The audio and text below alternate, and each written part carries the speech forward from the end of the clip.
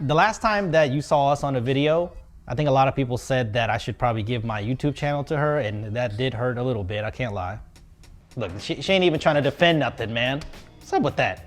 Despite my feelings being hurt, I decided to bring her back. Today we have a new vacuum in the house. It's the Roborock H6 Adapt, and we're going to compare it to the Dyson V11, which is arguably the best vacuum out there. It costs a lot less, but it has a lot of the same features, so we're gonna go ahead and compare them and help you make a buying decision.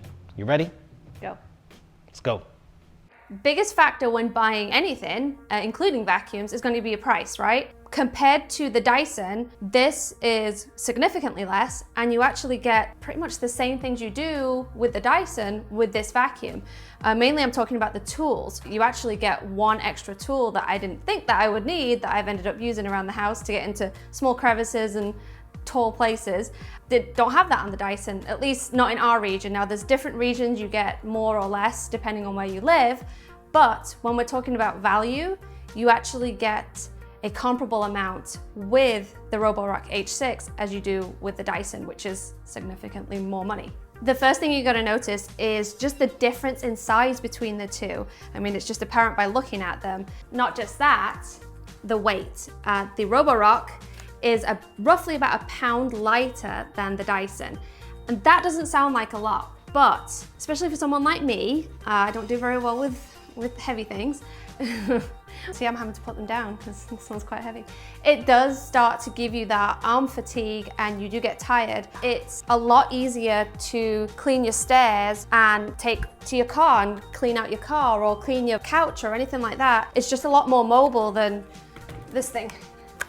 And again, a pound, it actually does make a difference, and I think it's how the weight is distributed too. With the heavier weight on the Dyson, you're gonna get that premium feel. Obviously, they're known for their build quality. Now with the Roborock, even though it is lighter, you're not losing that robust build quality.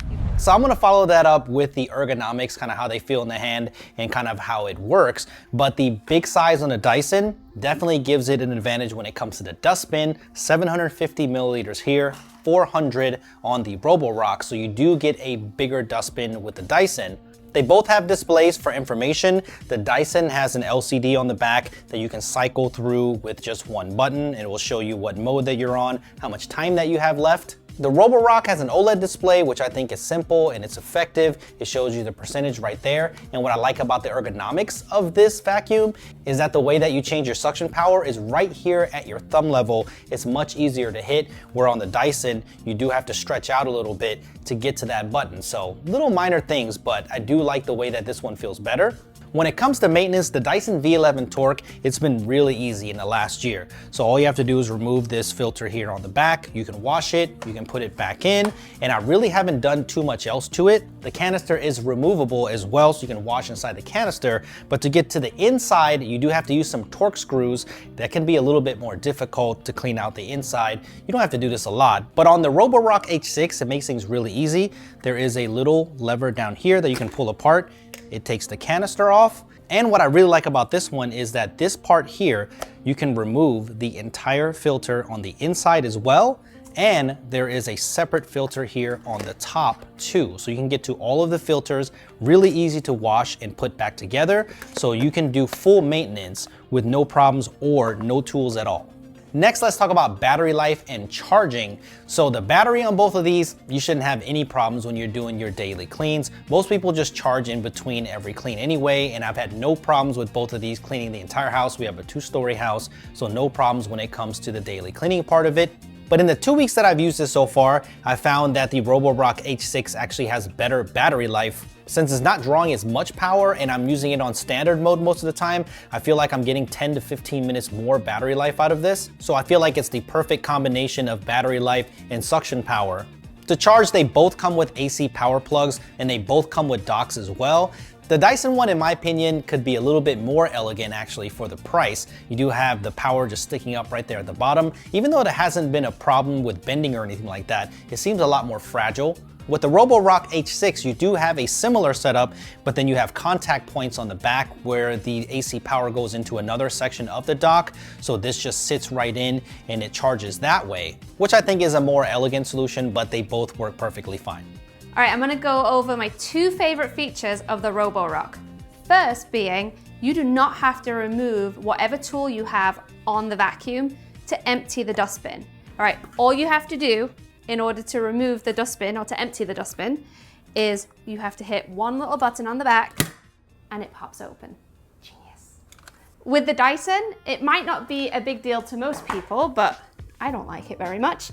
You have to actually take off whatever tool that you're using in order to empty the dustbin. You just take it off and then you have to pop it back on afterwards. The second thing I love about the Roborock is a trigger lock. I don't understand why all vacuums don't have it at this point. Unfortunately, the Dyson does not. It just makes cleaning so much easier when you don't have to sit there and hold the trigger the entire time. So big win for the Roborock. That's one thing I love is the activation on this. We actually have a Tinko and that requires you to flip a lever. On this one, you just press a button and it's done. Now for the all-important sound test.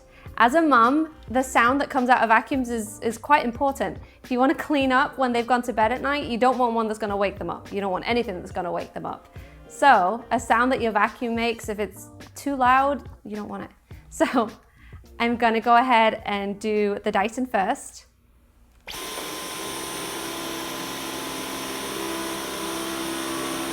All right, and now the Roborock.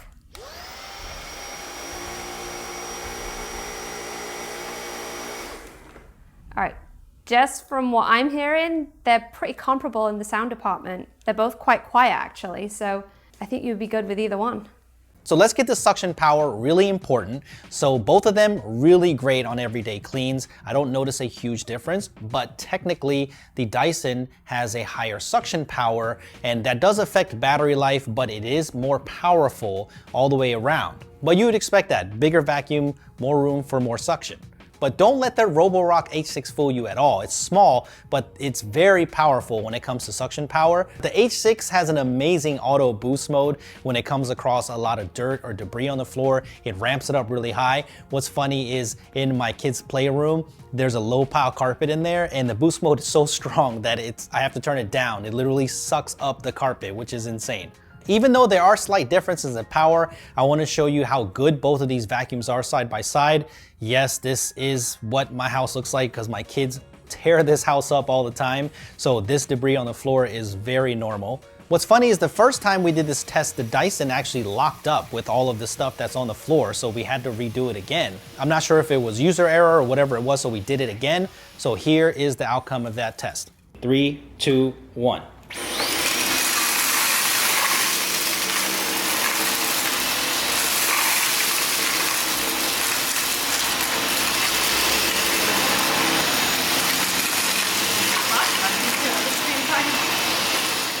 After using the Roborock H6 for a couple of weeks, I can say it's really, really solid. So if you're looking for a good vacuum that won't break the bank, I think this is definitely it because it pretty much gives you almost all of the features of the Dyson.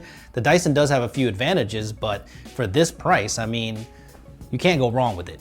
If you're interested, we'll leave a link to both of the vacuums down below. You never know when these things will go on sale, so make sure you check the links for current pricing. Thank you for watching this. We appreciate it. And please don't tell me I'm losing my YouTube channel again. It's gonna happen again, for sure. We'll see you in the next one.